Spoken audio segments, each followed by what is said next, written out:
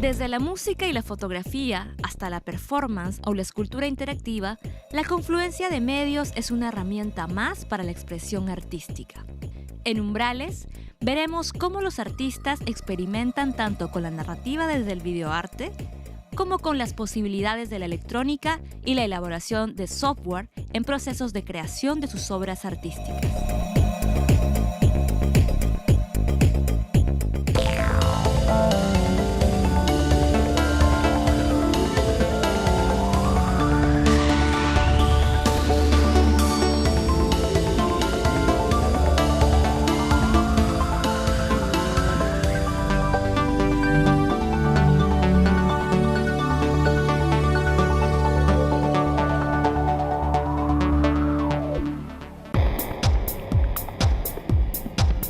El Arduino es una pieza de hardware que ha abierto una forma de poder controlar instalaciones artísticas. Leonardo Camacho de Ambar Lab trabaja con Arduinos. Y acá en el Perú, ya desde hace años, se están vendiendo los Arduinos y cada vez van llegando más herramientas para complementar a lo que se puede hacer con Arduino. Y así es como yo, por ejemplo, he tenido la oportunidad de trabajar todos los años con distintos artistas en galerías, ¿no? Y también con chicos. Por ejemplo, el año pasado tuvimos la oportunidad de desarrollar un taller de robótica musical. Entonces, armamos robots que hacían música y los chicos lo que hacían era programar a los robots para que ellos hagan la música.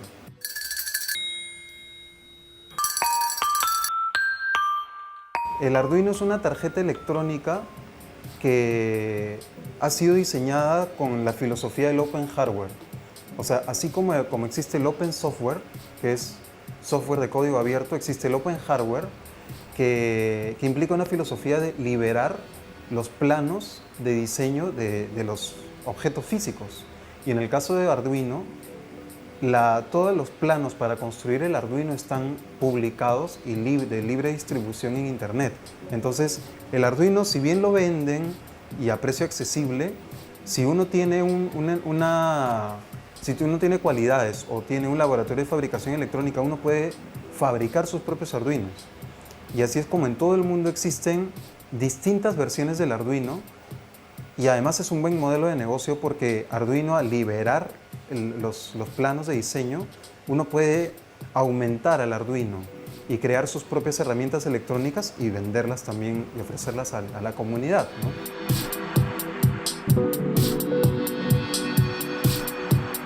El MoMA, que es el Museo de Arte Contemporáneo, uno de los más grandes en Nueva York, ha incluido al Arduino como una de las obras trascendentales para el arte contemporáneo.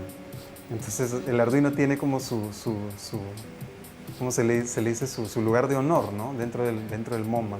O sea, nos hemos encargado de desarrollar distintos talleres con Open Software, Open Hardware, por ejemplo, Processing, Arduino, herramientas en general que sirven para que la gente aprenda a hacer sus propios desarrollos.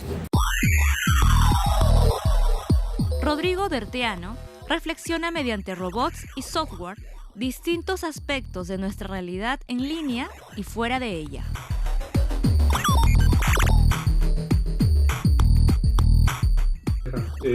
Yo trabajo con tecnología y soy un creativo, digamos así, de la tecnología. Cuando era adolescente tenía una banda de rock y me gustaba la música. Tenía un gran amigo mío que bueno, también se dedicó bastante a estas cosas. Kiko Mayorga. Hicimos varios experimentos ahí con algoritmos, música creada por algoritmos. Creo que mi primer proyecto más o menos importante fue probablemente al 2002. En ese tiempo lo que hice fue con unos programas recabar el tiempo de transmisión de paquetes de internet hacia distintos servidores y usar ese tiempo de transmisión para crear una especie de cámara de ecos, ¿no? Con audio. Entonces era como escuchar los ecos del internet, ¿no? Bueno, es un proyecto bastante más grande, es un proyecto grande en realidad. Nació en conversaciones con mis amigos en Lima, existe este premio de Arte y Vida Artificial, ¿no? Se llama Vida. El proyecto se trataba de básicamente crear un robot que dibujara líneas Nazca, ¿no? Entonces era un robot Nazca. Decidí que iba a pintar una ciudad, ¿no? Sobre el desierto, un poco para darle un poco al tema de cómo hoy en día en realidad las ciudades en la costa peruana se expanden hacia el desierto y cómo en realidad lo urbano y lo desértico en el caso nuestro pues es casi uno solo, ¿no? Tenía un equipo técnico que se encargó de desarrollar este robot que fue que lo hicimos a partir de una cuatrimoto, ¿no? O sea, como que intervenimos en una cuatrimoto y la automatizamos, le pusimos un GPS, le pusimos una brújula digital, le montamos una computadora, una de esas computadoras One Laptop per Child de niños. Le montamos todo eso junto, lo programamos, inclusive también tenía pues varios actuadores, ¿no? O sea, para el timón, para el freno, para el acelerador y para el arado, ¿no? Para que creara la línea, ¿no? Que también subía y bajaba, entonces era como una especie de plotter gigante en realidad, ¿no? O sea, como que la impresora más grande del mundo en cierta forma, ¿no? Hice un pequeño plugin para Firefox y para browsers, ¿no? Para Chrome, creo, y Firefox. Una especie de statement, ¿no? O sea, como una especie de mi granito de arena, digámoslo así, a esa situación tan terrible que está allá, ¿no? Que ha habido en México, que es estos los 43 desaparecidos, que en realidad son muchos más, pero los 43 es como que el número 43 es como que el que todos reconocemos, ¿no? El que todos nos acordamos. Entonces lo que hice fue un pequeño plugin para Chrome, para los navegadores, que básicamente lo que hace es todos los números 43 que te salen en cualquier página que navegas, lo convierte en un enlace. Y le pone una pequeña cruz al costado y lo convierte en un enlace a varias páginas que hay, o el Twitter, también a streams de Twitter o a páginas de Wikipedia o sitios donde se hace referencia a esa masacre.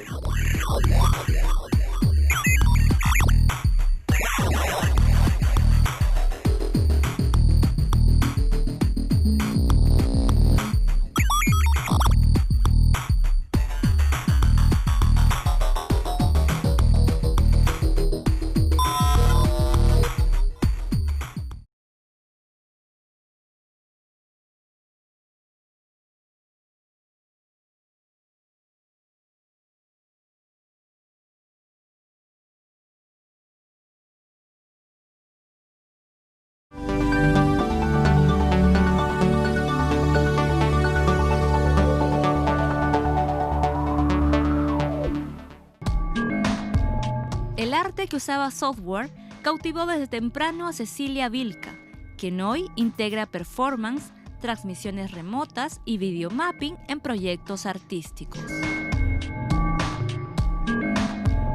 Cuando vi una exposición que trataba justamente de processing, me acuerdo, de trabajos que tenían que ver con código, pensé que eso no era para mí porque yo venía de lo visual, ¿no? Pero luego fui a hacer una maestría en artes digitales en el 2009 y contrariamente a lo que yo pensaba, ¿no? Que era apartarme de la parte más pura y dura, ¿no? De la tecnología, que era la programación, lo que hice fue todo lo contrario, ¿no? Yo vengo de una familia de científicos y entonces sí he heredado esa capacidad matemática, esa manera de ver el mundo así media... Sí, pues como diseccionando cosas, ¿no? Entonces, no era que tuviera una alergia a la programación, sino todo lo contrario. Creo que con todos estos estereotipos pensaba que yo no podía hacer eso, ¿no? Porque yo no era ingeniero, ¿no? Pero luego aprendí la maestría, que todos venían de diferentes campos.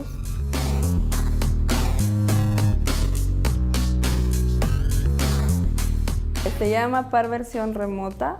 En las artes digitales, en las artes electrónicas se trabaja mucho en grupo. ¿Por qué? Porque las propuestas son como involucran diferentes disciplinas, ¿no? Y generalmente no lo puedes hacer solo, ¿no? Todos se comunican, todos saben de lo que hablan, ¿no? Y entonces, una de las personas con las que he trabajado ha sido con Maque Pereira, que es bailarina y coreógrafa.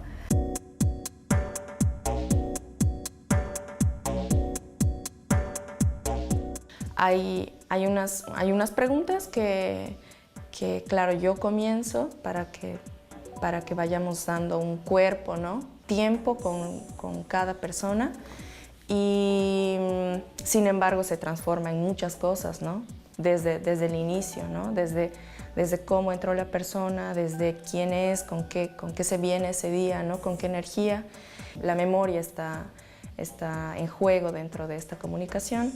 Y para cada respuesta, para cada interacción, hay un lenguaje corporal que yo me encargo de construirlo y de improvisar en ese momento con ciertas palabras clave para darle una forma similar, pero como digo, siempre diferente, ¿no? Porque la interacción de una persona y otra es diferente.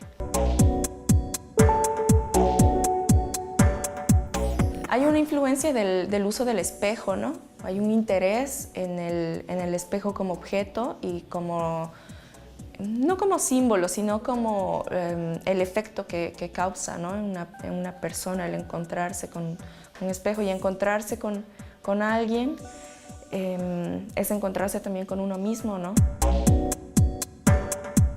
Lo que hace para versión remota es establecer un diálogo de preguntas verbales y respuestas corporales y al mismo tiempo utiliza la tecnología de la Kinect para detectar los movimientos y poder hacer un videomapping sobre el performer de esta participante que está conversando con el performer, ¿no? Entonces su rostro se filma y se proyecta en tiempo real. Queremos con tecnología potenciar, por ejemplo, este diálogo íntimo, ¿no? Y ahí viene la contraparte, que es la conexión remota y la proyección de esta como escena íntima, ¿no?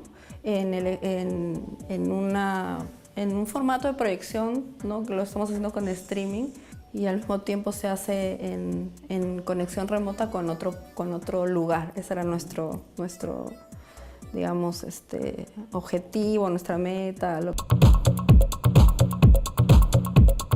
A mí lo que más me llamó la atención en un inicio, como te decía, fue la programación, porque era lo que hacía más poderoso todo. La programación hace que tú puedas proponer absolutamente todo lo que tú quieras, porque no te tienes que adaptar a una aplicación que han creado para ti.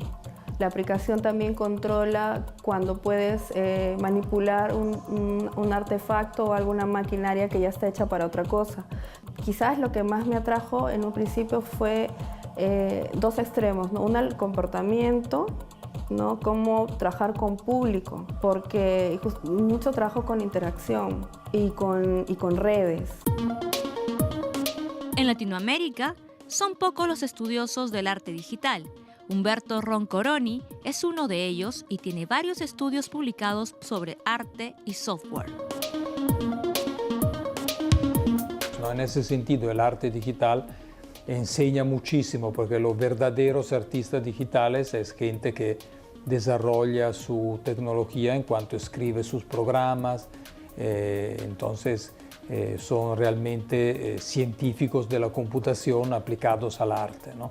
Entonces, de esa manera, sí, con ese enfoque, sí se puede aprovechar en modo positivo, ¿no? El software seguramente es el centro de la tecnología digital, ¿no? Entonces, aprender a programar es en efecto como uno realmente se capacita tecnológicamente, porque usar un aparato, al final cualquiera lo puede utilizar, ¿no? O sea, no requiere en realidad no es ninguna competencia especial, ¿no? Hay un poco acá en el medio educativo esa idea que la teoría no sirve, ¿no? Y eso, por ejemplo, es una cosa que los artistas digitales tienen como un objetivo de su arte, ¿no? O sea, tratar de mostrar cuánto sea importante precisamente la reflexión y la investigación para un verdadero desarrollo tecnológico. Mis trabajos van desde, por ejemplo, un piso interactivo que trabajan con cámaras de vigilancia, ¿no? El video también me atrajo mucho, pero el video en un principio, pero el video no un video contemplativo que vas a ver como una historia lineal, sino más bien aquel que puedes controlar con código, ¿no? Tú puedes, digamos, con una interacción, hacer pausas, stop o retroceder, ¿no?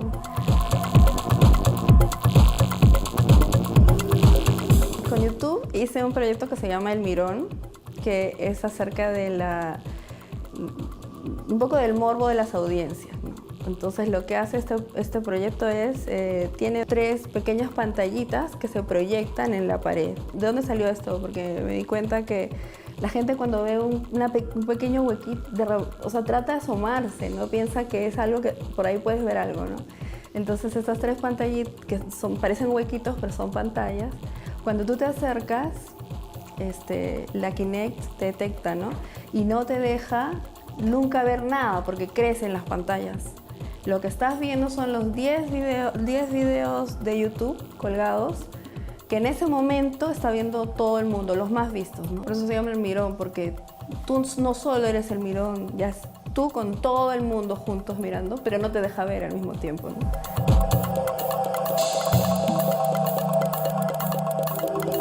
Con cámaras de vigilancia, lo que hizo fue georreferenciar en un espacio coordenadas de cámaras de vigilancia que están colgadas en diferentes lugares del mundo, porque ahorita tú puedes colgar una cámara de vigilancia impresionante, es facilísimo verla de tu celular y incluso hay servicios gratuitos y todo, ¿no? Entonces descargué muchos de estos videos y con la localización geográfica, ¿no? Entonces con la Kinect detecta cuando tú pisas una de estas coordenadas, dispara el video en una forma como de un círculo, pero te mete a ti dentro del video. O sea, tú estás ahí, tú te estás mirando a ti mismo, lo cual es lo que pasa.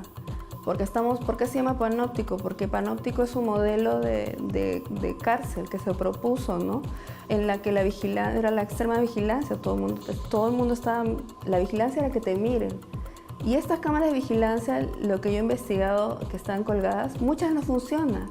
Pero solamente el hecho de poner una cámara en algún lado, ¿no? Y decir, te están filmando, como que eso inhibe, ¿no? ¿El videoarte fue arte digital?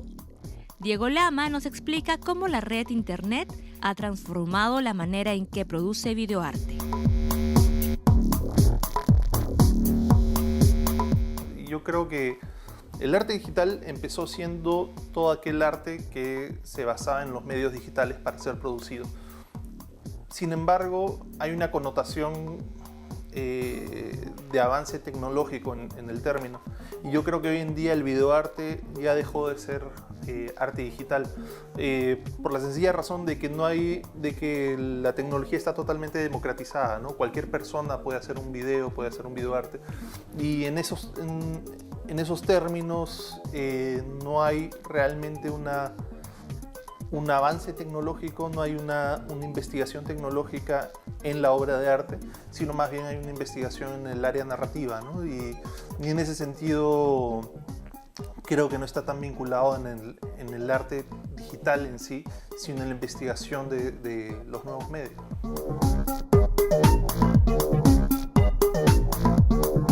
A mí personalmente el área que me interesa más del videoarte es el área narrativa, ¿no? Me interesan mucho más estos vínculos con el espectador, generar una narrativa y atrapar al espectador. Cuando yo empecé a hacer video, en una etapa en la que todavía no existían medios de difusión en internet, no existía YouTube, entonces sí habían muchos más festivales de video donde uno podía mandar su obra, exhibir. Y en el año 2004 participé en un festival en Holanda que me abrió mucho las puertas, ¿no? A partir de ahí empecé a exhibir mucho más en distintas ciudades. Las obras de arte, al menos las que yo hacía, llamaban mucho la atención, pero hoy en día serían vistas como un meme, ¿no? Como este meme de Hitler hablando y cambiando los subtítulos. Ese es el tipo de obra que hacía en ese entonces, ¿no? Y es porque ha cambiado mucho la percepción. En este momento, algo que me pasa también que ha cambiado mucho, es que en ese entonces también hacía videos de 20 minutos, 22 minutos, y hoy en día la gente no aguanta ver eso. El consumo de video por internet es mucho más rápido, y eso ha cambiado también mi manera de producir. Para mí, personalmente, la obra de arte tiene que tener un impacto visual, tiene que ser rápida, tiene que ser... Y realmente, de pasar a hacer obras de 20 minutos, paso a hacer obras de 3 minutos, con otra mirada, con otra narrativa, ¿no? El gusto en hacer obras en video es eso, ¿no? La investigación continua del medio.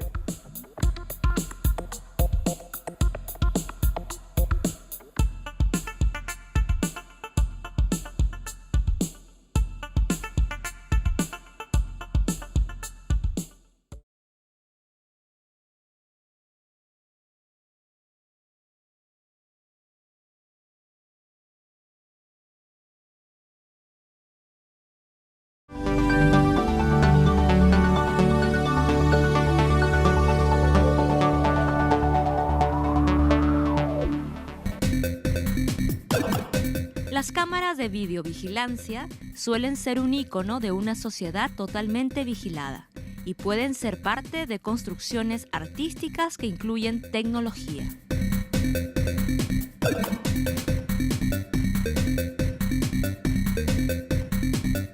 Mi primer acercamiento a la tecnología, tal como la están manejando, tendría que ver con el video o con el trabajo con dibujo vectorial, pero en general más me he ido centrando con las cámaras de circuito cerrado de video, un poco de programación, ahora ya no tanto, computadoras PLC o controladores industriales, cámaras fotográficas manipuladas.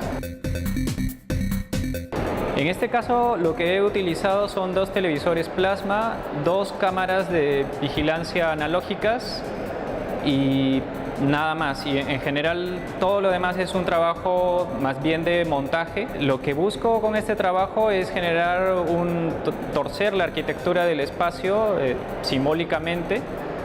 La arquitectura de esta sala del Centro Cultural de la Católica tiene 2 tragaluces, y lo que yo hago con las cámaras que están filmando en tiempo real es convertir estos 2 tragaluces en algo así como un túnel. Entonces cada uno de los tragaluces se convierte en un ingreso o en una salida de este túnel, y las pantallas que están colgadas o suspendidas una contra otra o una dándole la espalda a la otra muestran esta abertura circular que parece estar en coincidencia de un lado y del otro.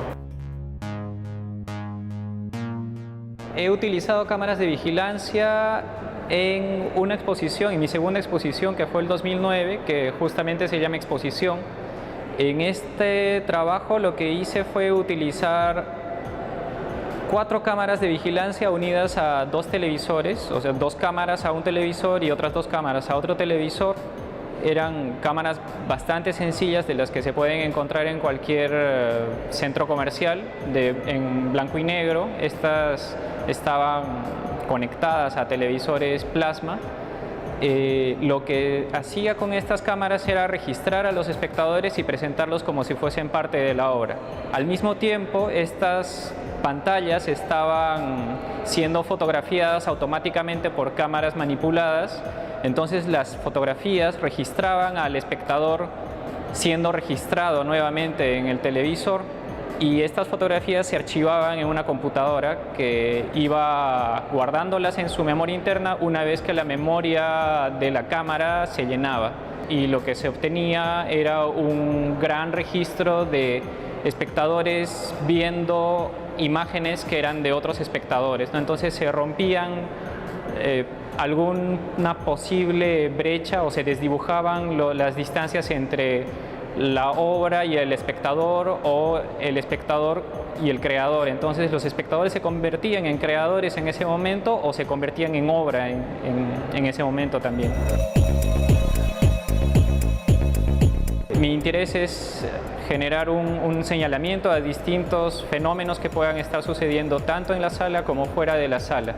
Y dependiendo de la obra, lo que cambia fundamentalmente es hacia dónde se está señalando y de qué manera se está señalando. Mi interés está más centrado en trabajar con electrónica analógica, que no demanda necesariamente una programación, sino más bien demanda de repente tecnología mecánica, más que como motores o cosas que demandan más un conocimiento eléctrico antes que un conocimiento electrónico. Pero hay casos en los que sí necesito de la electrónica y recurro a gente especializada en el tema para que me pueda ayudar, como Kiko Mayorga o Marco Antonio Atalaya. Verónica Luyo y Álvaro Icaza hackean el hardware doméstico, una técnica conocida como circuit bending, para crear una instalación que traslada los sonidos a una pantalla con elementos analógicos.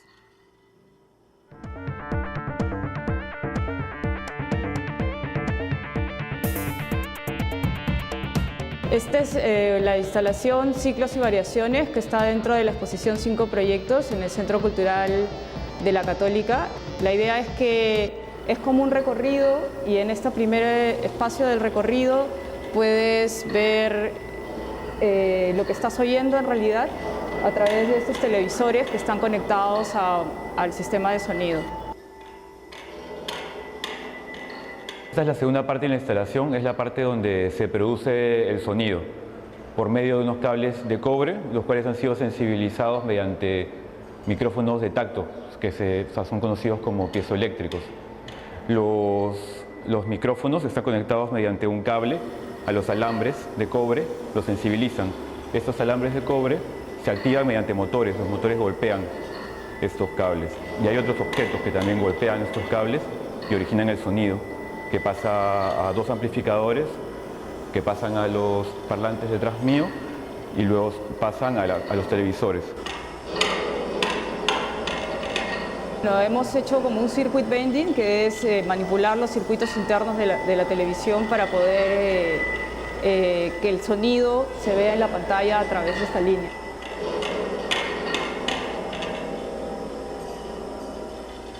Sí, es una cuestión física lo que provoca la imagen, ¿no? Es el cambio de en la tarjeta, en los circuitos de la televisión, de cambiar un cable por otro, lo que hace que se produzca esta imagen y no otra, ¿no? Esta pared con los parlantes está cubierta con fieltro, que sirve para aislar este espacio de acá, para que no haya una impresión inmediata de donde se produce el sonido, y por otro lado para que aísle el sonido, para que rebote con las paredes y se concentre en este espacio. Por los alambres de cobre, en algunos casos los alambres son golpeados en un caso por un cintillo, se frotan o son estirados, se mueven.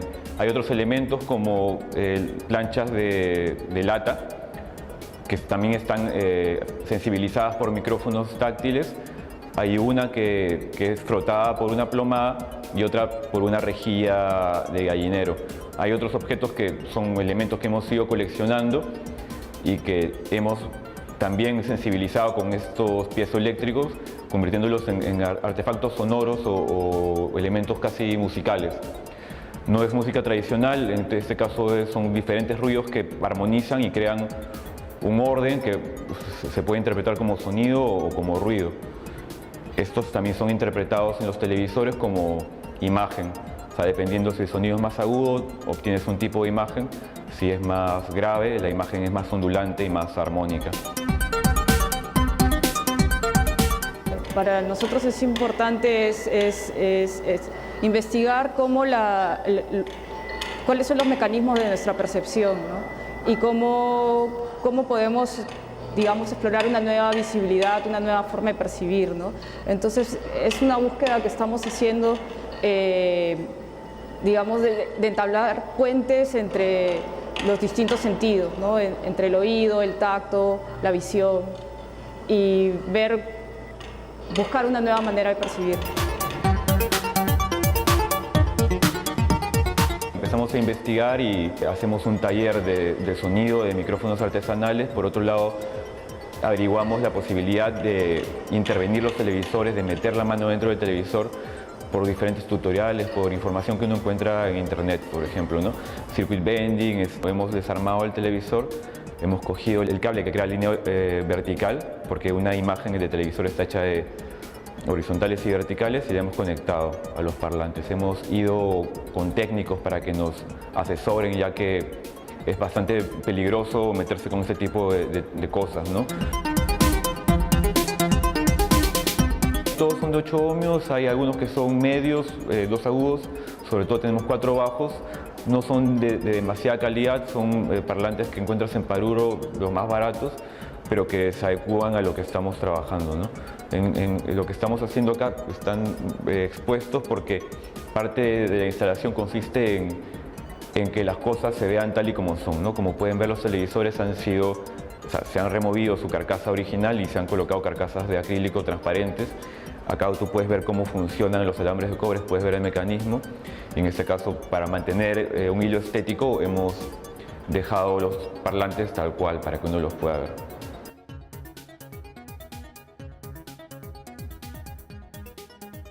Yuki Naito aborda la reflexión sobre la memoria y las imágenes. En este caso, las tomadas por celulares y proyectadas vía la técnica de video mapping. Yo tomo muchas fotos por iPhone todos los días, sí, fotos cotidianas. Y yo sí trato de estas fotos como 2.500 fotos, y también yo he hecho dibujos sobre las fotos. Y yo escaneé los textos y dibujos y mezclé con aplicación Max. Intenta todo mezclar y aparece con random. Sí, aquí en este proyecto yo intento visualizar mi memoria.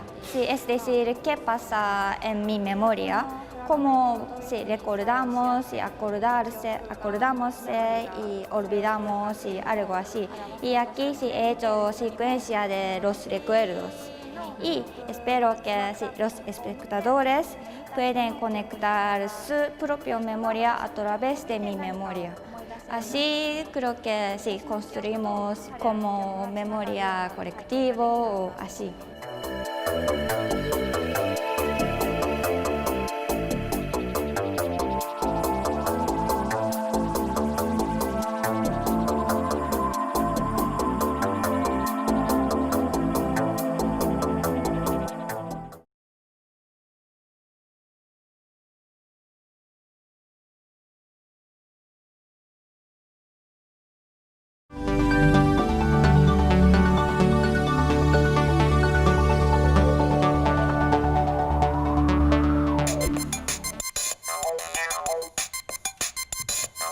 Frank Cebreros es un hombre orquesta que busca la mejor forma de integrar los instrumentos a su performance en vivo.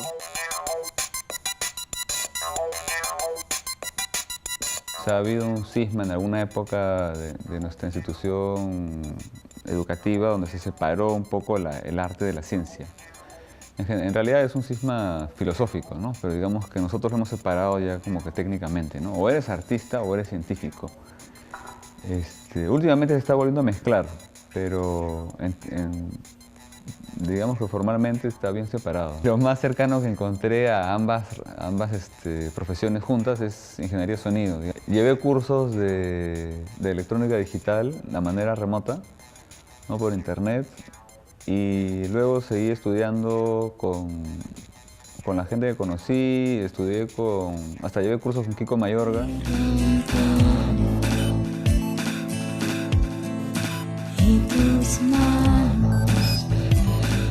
No, los aparatos que tengo yo, que me he hecho a mí mismo, me he construido un par de instrumentos y empecé a investigar cómo puedes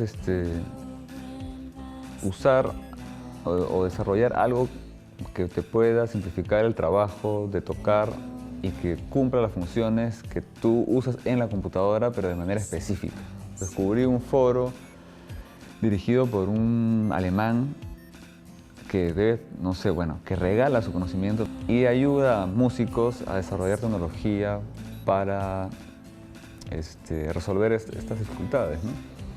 Entonces se llama MIDIbox y me metí al foro y efectivamente en ese foro había la solución del problema, que era un secuenciador de hardware, es un aparato que te permite hacer todo ese trabajo de manera exclusiva. La única limitación del foro es que no permite vender nada de la tecnología que te ofrecen. Es decir, que o la fabricas o no lo haces.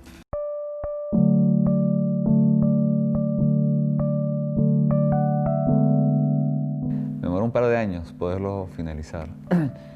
Y en el interín, obviamente, uno se empieza ya a emocionar y dije, no, pero no sería bueno también construirme un sintetizador, porque ahora que voy a construirme este aparato, ya no voy a tener la computadora. Entonces, la computadora siempre como que por ahí le metes un sonidito para añadir.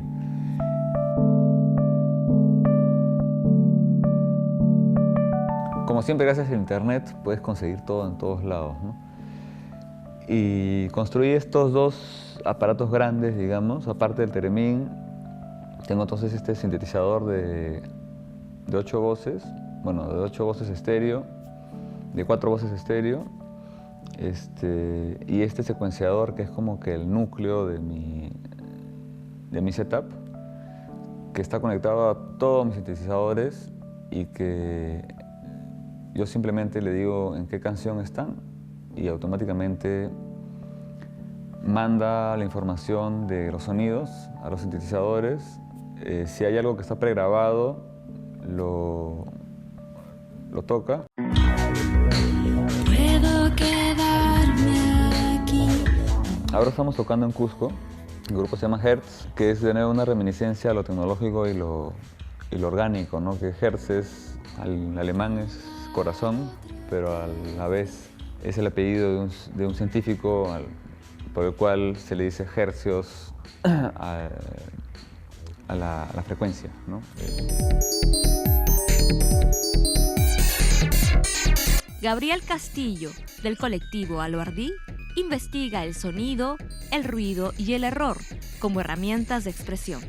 El circuit bending o el desmontaje y modificación de juguetes electrónicos es parte de las posibilidades del artista.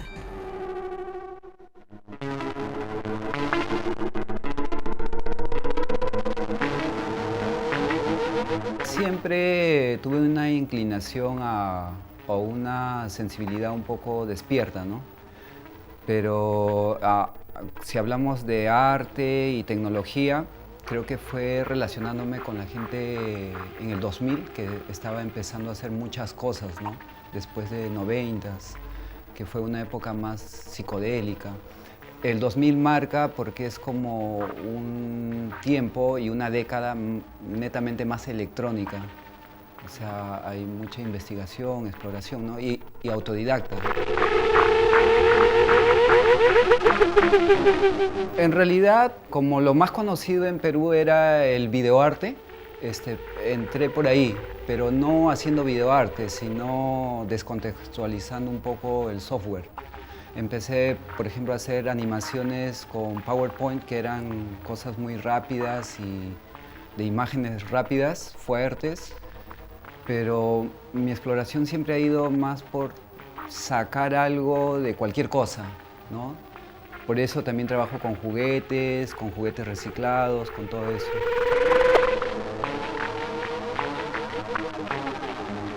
Este, por ejemplo, es un ejemplo de los aparatos intervenidos o juguetes intervenidos por estos chicos de Arequipa, ¿no? Y lo único que le han, o el proceso que hay acá es que el pitch varía, ¿no? Se vuelve más lenta la reproducción de la pastilla que tiene incluido el circuito o más rápida. Todos los juguetes que son chinos o que vienen de exportación vienen con una pastilla sellada y programada, ¿no? Entonces, por eso la intervención que puedes hacer es a nivel de la electrónica que tiene potenciómetros, condensadores, ¿no? Una electrónica externa, ¿no? Donde tú puedas suplantar y darle otro uso, ¿no? Reconfigurar el juguete para un resultado sonoro, para la experimentación sonora, para hacer música experimental. Por ejemplo, ¿no? Manchuco, lo que normalmente sonaría, ¿no? Que es el...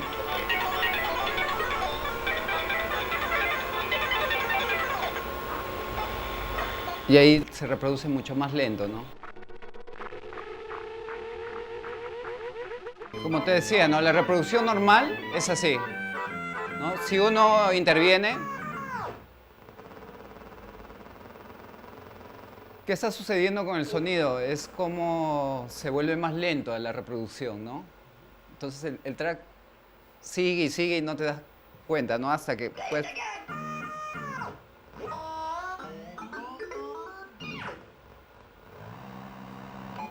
¿no? Y a ese sonido le puedes agregar efectos, le puedes agregar otras funciones que le da un valor agregado al sonido inicial.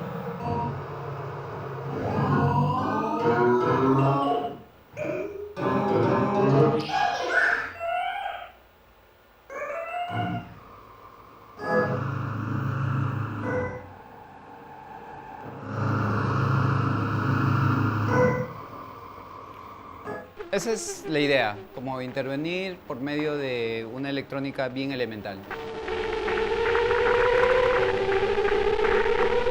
Hay otro ejemplo que es, no sé si conocen las tarjetitas de Navidad, y es intervenir una tarjeta de Navidad de la misma forma, ¿no? Yo la coloqué en una cajita y le coloqué esta resistencia que es una LDR, ¿no? Es una resistencia que reacciona a la luz. Entonces se podría decir que la luz modula el sonido, ¿no? Entonces, por ejemplo, ¿no?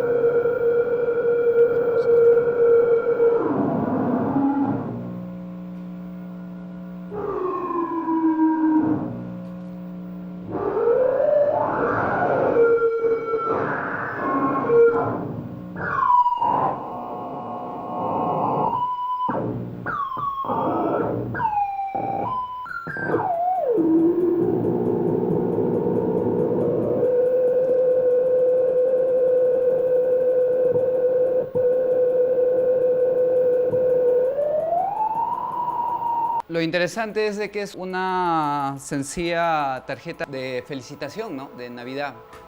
Y te puedes construir un aparato, ¿no? De sonido. Son procesos bien sencillos en realidad, ¿no? Ahora con la incursión de la tecnología, de internet, cualquier chico se puede meter y de repente descargarse muchos manuales y ver, ¿no? En realidad es cuestión de electrónica básica, de bajo voltaje, interviniendo con potenciómetros, condensadores, resistencias, ¿no? Con cosas muy básicas. Mi formación no es electrónica, yo soy historiador del arte, pero siempre sentí como una cierta desvinculación con mis másters, ¿no? Con mis maestros, porque es plástica. Mi filiación con el sonido y específicamente con el ruido nace con mi incursión a Lima, ¿no? A la ciudad de Lima. Llego a la ciudad de Lima muy pequeño, es una ciudad muy caótica, muy sonora y ruidosa sobre todo, ¿no? Entonces ahí tuve los primeros como, no sé, que en el cerebro se queda esta cuestión del sonido y del ruido, ¿no? En esa búsqueda me empiezo a relacionar con Cristian Galarreta, con Felipe del Águila, Denis Pastor, chicos que estaban haciendo cosas en ese momento y se empezó a dar una serie de colaboraciones que finalmente decantaron en hacer este colectivo, ¿no? Que fue Aluardí, que es este recinto, es la casa que los ha recibido. Y con Aluardí se da ya una explosión total de ruidismo, ¿no? Por ejemplo, este es un trabajo propio con Rolando Apolo, que lo hicimos con errores y con proceso de guitarras por vía software, ¿no? Por ejemplo, este disco es de Denis Pastor, que su proyecto era Cristo Demoledor, y respetamos también su idea, ¿no? Ese tiempo él estaba trabajando en hacer placas, porque él es tecnólogo médico, creo, y toda su propuesta es ruidosa y salió en placas de radiografía, ¿no?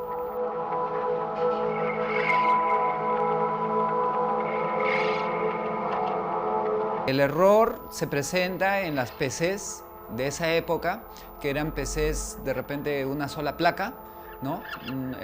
Armadas. Entonces, cuando usabas un software craqueado, te presentaba errores, clipeos, ¿no? Posteriormente, gracias a la influencia de mi hermano, empecé a ver de que podía yo alterar el código fuente de los videos. Entonces se deconstruían, se generaban errores, ¿no? Y lo hacía de una manera muy básica, ¿no? Usando DOS. Posteriormente he desarrollado también trabajos con error, exposiciones con error, con los skins o las máscaras de Winamp, cuando se entrecortaba la máquina, ¿no? Del lado de los museos, también se utilizan las tecnologías digitales para dar nuevas experiencias a los visitantes.